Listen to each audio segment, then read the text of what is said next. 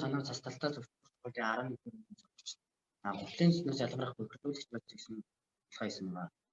Энэ судалгаанд оролцсон хүмүүс нь болохоор мөнгө сайхан лашин их хоёр гэсэн дөрвөн хүний бүрэлдэхүүнтэй судалгаа хийсэн байгаа. Судалгааны танилцуулга нь хүмүүс өдөр тутамдаа гутлын тос гэдэг гутлын тос нь хурдмжтай байдаг.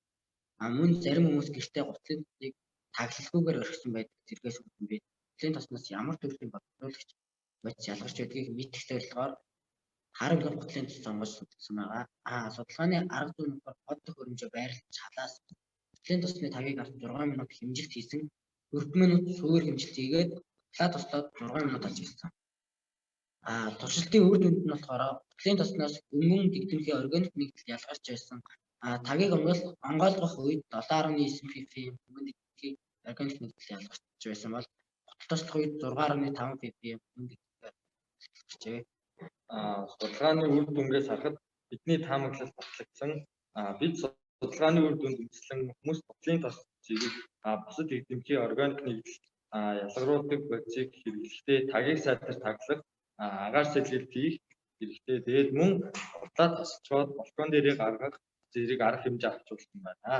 Тэгээд бид судалгаагаараа нэг төрлийн гутлын тосыг хэмжиж үзсэн. Иймд дараагийн удаа олон төрлийн тос төсөөлж үзэх хэрэгтэй юм байна гэж ойлгосон.